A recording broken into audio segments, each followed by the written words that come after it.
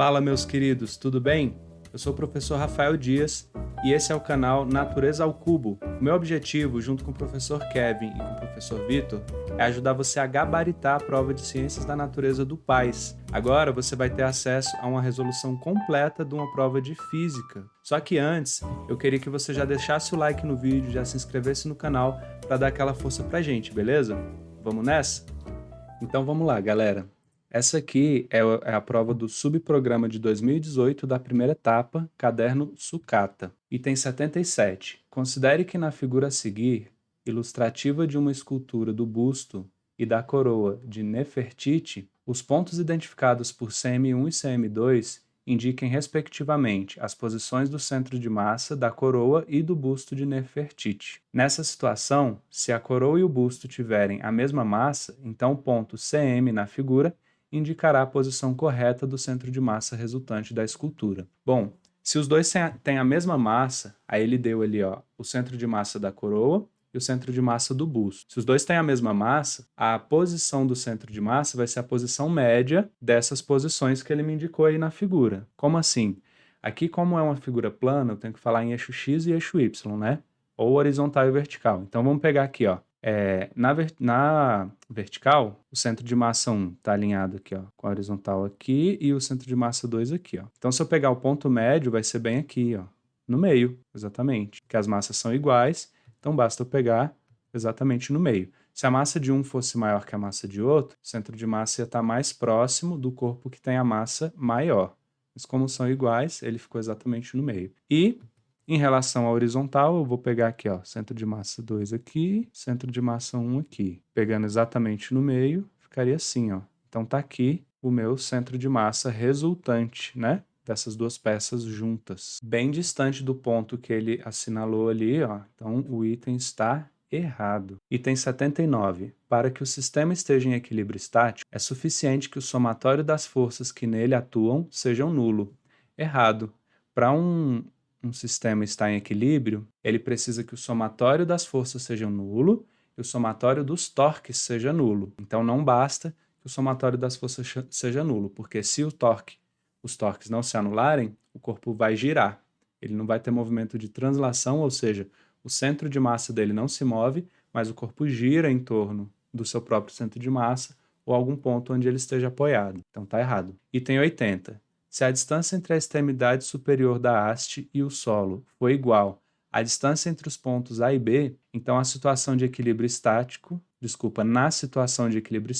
tendo a haste peso desprezível, a componente vertical da força que atua no ponto A terá módulo igual a P sobre tangente de beta. Bom, aqui a gente vai ter que analisar com calma. Eu pus uma cópia da imagem aqui, e o que ele falou? Se a distância de A até B, que é essa distância aqui, vamos chamar de x, for igual à distância do topo aqui desse objeto até o chão, né? Aí ele está me dizendo que a componente vertical da tração na corda, que é essa componente aqui, TY, ou aqui também, tá? Assim, Mas vamos analisar com calma ali. Ele está dizendo que essa componente vai ser P sobre tangente de beta, aqui, Eita, e agora, hein, galera? Eita, e agora? Então, olha só, quando essa massa tende a cair, com o peso dela P aqui, ela vai puxar essa haste para baixo, aplicando uma força aqui, igual ao peso dela, P. Esse peso vai fazer a haste tender a girar no sentido horário aqui, Ela vai gerar um torque no sentido horário. Só que aí tem a corda prendendo e eu vou ter a tração nessa corda assim,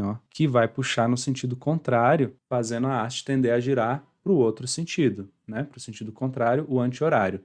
Então essas duas aqui, o torque gerado por elas tem que se anular. E aí o que eu tenho que fazer? O centro de rotação da haste vai ser aqui no chão, Ela vai girar em torno desse ponto. E aí as forças não estão perpendiculares a esse eixo de rotação aqui, da minha haste.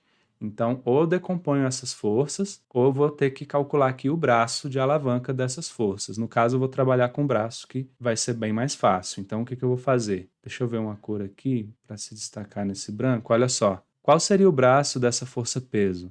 Eu vou traçar uma reta paralela ao peso e, paralela a ela, outra reta passando em cima do eixo de rotação, essa aqui, ó. E a distância entre elas vai ser o meu braço da força-peso, que eu vou chamar de dp, distância do peso, né? Braço do peso, sei lá. Beleza? Então vai ficar assim, ó. O torque gerado pela força-peso, torque gerado pelo peso vai ser o peso vezes essa distância dp. E aí, como que eu vou relacionar ela com esse x aqui, ó? O que vai ter em comum entre os dois vai ser esse x. Então, eu vou pensar o seguinte, ó. A tangente de beta é o cateto oposto sobre o adjacente. Então, a tangente do ângulo beta é o x sobre d. Então, esse d vai ser x sobre tangente de beta. Então, posso substituir isso aqui, ó. Tp é igual a peso vezes x sobre tangente de beta. Interessante isso aqui, ó. Beleza?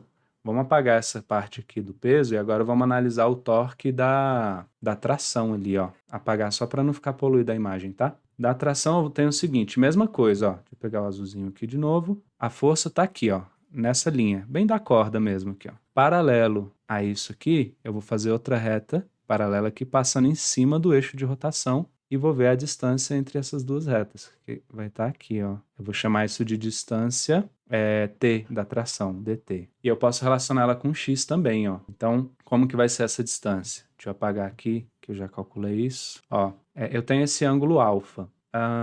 E o x é a hipotenusa, o dt é o cateto oposto. Então, vou pegar o seno de alfa, é igual a cateto oposto, dt, sobre hipotenusa, que é o x. Então, dt é x vezes seno de alfa.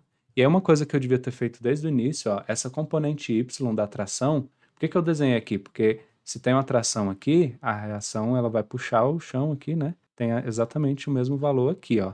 Então, se eu decompor e pegar essa componente horizontal, ela vai ser, esse ty vai ser igual a t vezes seno de alfa. Alfa sendo esse ângulo aqui, ó. Beleza? Aqui eu teria a componente tx, né? Que seria t cosseno alfa, porque está encostado nele, ó. E o ty, t sem seno alfa, que não está encostado nele. Então, beleza. Só para deixar isso claro já ali, porque é aqui que a gente quer chegar, né? Então, seria, na verdade, a primeira coisa é observar na questão, porque a gente sempre, nessas questões mais complexas, tem que ter um rumo, né? Onde eu quero chegar. Então, deixa ali, beleza. E agora eu vou continuar. Eu lembrei porque olha o que eu vi aqui, ó. X seno θ. Interessante. Então, o torque da tração vai ser tração vezes esse dt aí, ó. E o dt vai ser tração vezes x vezes seno de alfa. E aí, para ele estar em equilíbrio, esses torques têm que se anular. Então, eles têm que ter o mesmo módulo.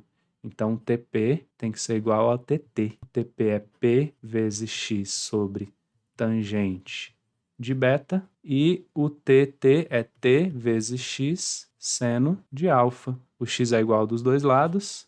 Eu vou cortar. E T seno de alfa, olha quem é. É o TY, que é a questão que eu calculo. Então, TY é igual a P sobre tangente de beta. Olha só, que questãozinha, hein? Considero aqui a mais difícil da prova, né? Então tá correto, né? P sobre tangente de beta. Certo. Questão 81. Se o cabo se romper, a massa m cairá com uma velocidade cuja componente horizontal será nula. Não. Se esse cabo romper, esse eixo que está inclinado assim, ó, uma força-peso puxando ele para baixo, ele vai girar, né?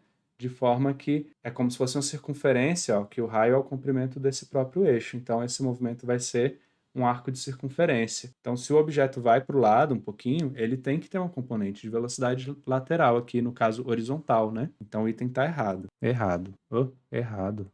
Falo errado e escrevo certo, é maluco, né? Se o cabo se romper e a massa m cair, a aceleração vertical da massa m será igual à aceleração da gravidade. Correto. A gente viu em lançamentos que os movimentos vertical e horizontal são independentes. Então, para baixo, a única coisa que acelera o corpo é a gravidade, e para a lateral ele só vai porque ele está preso nessa haste e ela vai fazer esse movimento que a gente acabou de comentar no item 81, né, que vai acrescentar uma velocidade lateral. Mas para baixo, a única aceleração é da gravidade, então está correto. As pedras calcárias, os granitos e outras rochas empregadas nos monumentos construídos no Egito antigo foram transportadas das pedreiras para o local de construção ao longo do rio Nilo. usando-se barcos de fundo plano, que tinham cada uma 60 metros de comprimento, 25 de largura e 2 de profundidade, e massa igual a 600 toneladas. Item 86. O valor do empuxo sobre as barcaças independia do peso das pedras a serem por elas transportadas. Errado, né, gente? Por quê? Se a barcaça está flutuando, ela está em equilíbrio, ela não acelera nem para cima nem para baixo. Então isso quer dizer que a força resultante sobre ela é nula. Se eu coloco mais pedra na barcaça, o peso dela aumenta. Então, para compensar isso, o empuxo tem que aumentar. Só que você já responde que o empuxo depende do peso, né? Mas por quê que o empuxo aumenta, né? Quando o peso aumenta para baixo, ela afunda um pouquinho mais, o volume submerso aumenta. E o empuxo depende do volume submerso. Então, quando o volume submerso aumenta, o empuxo também aumenta, iguala com o peso, essas forças se anulando, a barcaça volta para o equilíbrio. Aí, se eu jogar outra pedra, o peso aumenta, ela afunda, o volume submerso aumenta e assim vai, né? Item 87. Considerando que na época em questão a densidade da água do rio Nilo era igual a 1.000 kg por metro cúbico e, desconsiderando a densidade do ar, determine o valor da massa em toneladas que uma barcaça podia carregar de tal modo que seu fundo ficasse na profundidade de 1 metro da superfície do rio. Após efetuar todos os cálculos solicitados, despreze para a marcação no caderno de respostas a parte fracionária do resultado final obtido, caso exista. Então, olha só, qual foi a pergunta mesmo? Considerando... Então, olha só, ele me pediu a massa em toneladas da barcaça que ela podia carregar, né? Então, ela já tem 600 toneladas. E aí tem uma massa a mais, né, que ela vai carregar. Então, o que que acontece? A gente sabe que o peso vai ter que ser igual ao empuxo para essa barcaça não afundar. O empuxo vai ser a densidade da água vezes o volume submerso da barcaça vezes a gravidade. A densidade é 1.000 kg por metro cúbico, então vou pôr aqui 10 a terceira, vezes o volume submerso vai ser, aqui ó, ela tem a base aqui plana, né, como falou na figura, que tem dimensões de 60 metros por 25 e uma altura de 2 metros. Só que ele quer que fique apenas um submerso. Então, qual que vai ser o volume desse? A área da base vezes a altura. Se a altura é 1, né, fica volume igual a área da base vezes a altura. A área da base é 60 vezes 25 e a altura é 1. 60 vezes 25 vai dar 1.500 metros cúbicos. Como que eu fiz esse cálculo? Eu peguei o 60 e multipliquei, na verdade, por 0,25, que é 1/4, 1 sobre 4. Então, 60 dividido por 4 vai dar 15. Só que esse 0,25, eu dividi o 25 por 100 aqui, então eu mudei o número, né? Então, para voltar, eu vou multiplicar por 100 aqui de novo, e aí eu vou ter 60 vezes 25 é igual a 1.500, beleza? Isso aqui pensando que esse ano não tem calculadora, né? Então, esse é o volume submerso da barcaça, 1.500, eu posso pôr 1,5 vezes 10 a terceira e vezes 10 da gravidade. Como que me interessa aqui é a massa em toneladas, o que que eu vou fazer? Eu já tiro a gravidade, ó, porque isso aqui vai ser massa vezes gravidade, né? Então aqui eu tenho a massa, tonelada, uma tonelada é 1.000 quilos, então aqui está em quilos. Se eu tirar isso aqui, eu vou ter em toneladas, opa, peso não, massa 1,5 vezes 10 a terceira toneladas. E aí a barcaça já tem 600, né? 600 toneladas é 0,6 vezes 10 a terceira. Ou se você preferir, esse 1,5 bota 1.500, né? E aí a barcaça já tem 600. Então, de pedra, eu vou fazer 1.500 menos 600, que vai dar 900 toneladas de pedra. Então, a resposta 900. Centena, dezena, unidade, né? Item 90. Aqui ele me dá o seguinte, ó, tem uma rampa, o bloco vai descer essa rampa com atrito, e aí quando chegar no chão ele continua escorregando até parar, porque o atrito vai frear ele. Ele quer saber qual a distância que o bloco vai escorregar até parar. Essa distância aqui, ó. D, ok? Aí para isso eu preciso primeiro saber com que velocidade ele chega aqui no chão, ó, beleza? E para isso a questão me dá todos os dados. Então só lendo aqui o enunciado, ó, determine a distância em metros que o bloco percorrerá no trecho plano até parar. Multiplique o resultado obtido por 10. Após efetuar todos os cálculos resultados, despreze para a marcação no caderno de resposta a parte fracionária do resultado final obtido, caso exista. Então, primeira coisa, eu vou dividir a questão em duas etapas. Primeiro, o bloco vai descer escorregando, depois ele vai parar. beleza? Quando ele desce, eu posso calcular a velocidade que ele chega nesse ponto aqui, ó. Vamos chamar de A, que é o A, que é B, aqui é C, né?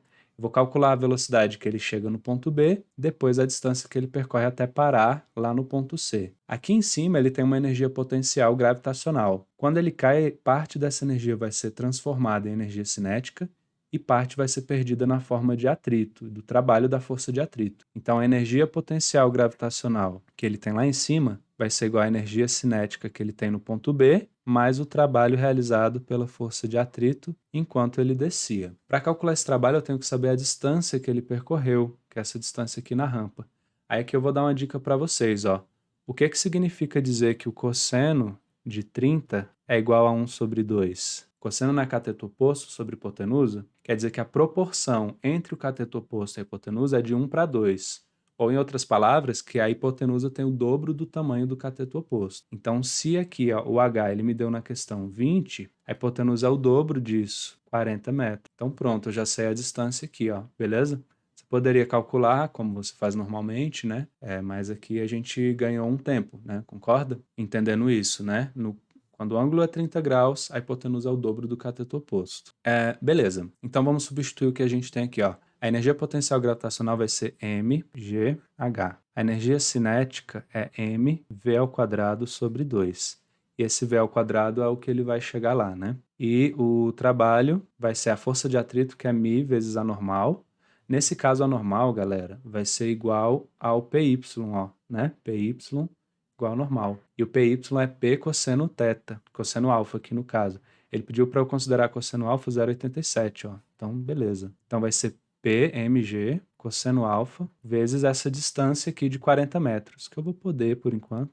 Então a gente vê que a massa que eu posso cortar, vai ficar 10 vezes o H é 20 metros, é igual V ao quadrado sobre 2, mais o μ é 0,5, o G é 10, cosseno de alfa 0,87 e o D é 40. Se eu fizer algumas multiplicações aqui de uma forma mais prática, olha só, eu vou multiplicar 10 vezes 0,87 dá 8,7. E 0,5 vezes 40 dá 20. E aí agora eu vou fazer 8,7 vezes 20. 8,7 vezes 20 vai ser a mesma coisa que 87 vezes 2. 2 vezes 80 é 160. 2 vezes 7 é 14. 160 mais 14, 174. Isso é um cálculo que você pode fazer mentalmente, né? 10 vezes 20 é 200. 200 é igual a v ao quadrado sobre 2 mais 174. Então, v ao quadrado sobre 2 é igual a 200 menos 174.